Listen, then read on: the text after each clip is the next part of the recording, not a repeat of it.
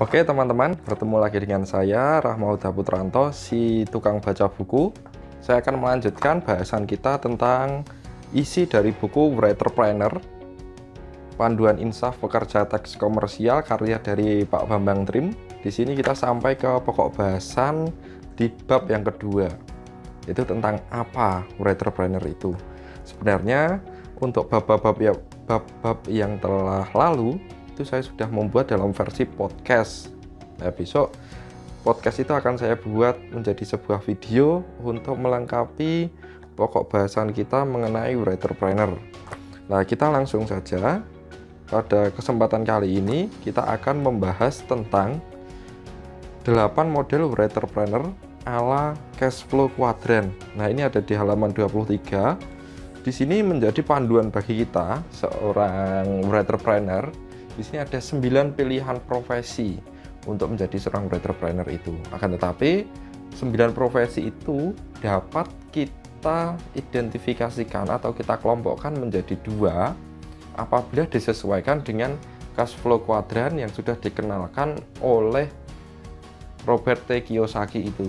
Jadi nanti ada yang termasuk self-employed, ada yang termasuk businessman, ada yang termasuk investment. Tapi di sini 9 profesi ini hanya dibedakan atau dikelompokkan menjadi 2, yaitu sebagai self-employed atau sebagai seorang businessman. Nah, di video kali ini saya kerucutkan hanya membahas tentang model Writerpreneur yang termasuk ke dalam self-employed. Nah, seperti apa? Oke, kita lihat.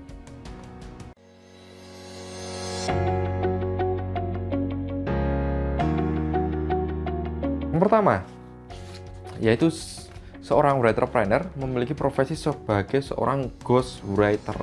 Wah, namanya ngeri sekali, ghostwriter. Ya, ghostwriter itu bukan hantu penulis ya, akan tetapi adalah sebuah pola kerja di mana seorang penulis itu berperan menjadi penulis atau dia bekerja untuk orang lain.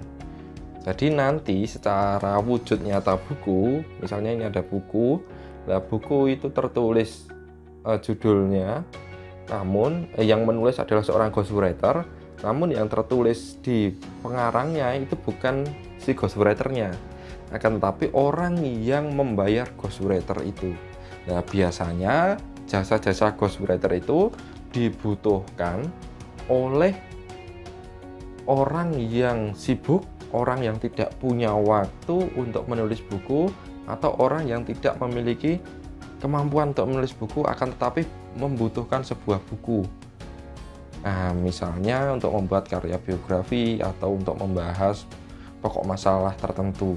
Nah, di sini pola pembayarannya bisa dibayar per halaman, bisa dibayar per project, bahkan bisa juga dibayar per jam seorang ghostwriter itu. Nah, di situ kita harus rela bahwa kalau kita menjadi seorang ghostwriter, maka naskah kita atasnamakan orang lain, seperti itu. Nah, tapi ini di sini tertulis sangat fantastis bahwa seorang ghostwriter itu bisa mendapatkan harga untuk satu proyek penulisan buku itu seharga dengan mobil baru kelas menengah. Luar biasa sekali. Dan ghostwriter ini juga diangkat ke dalam film layar lebar. Nah, ini di bukunya Pak Bambang Trim ada. Kemudian ada model Writerpreneur yang kedua, yaitu sebagai co-writer. Nah, kalau co-writer ini lebih fair lah. Karena apa? Karena nama penulis itu masih tercantum di sampul buku atau di halaman judul, seperti itu. Nah, co-writer itu adalah orang yang membantu seseorang menuliskan karyanya. Nah, posisinya bagaimana?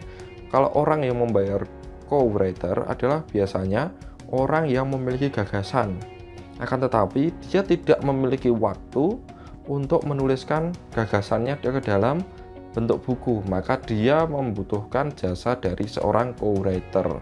Nah, co-writer ini adalah seorang yang membantu seorang yang memiliki sebuah ide dalam menuliskan menjadi sebuah buku. Mungkin itu 2 dulu, besok kita sambung lagi. Sampai jumpa, bye bye.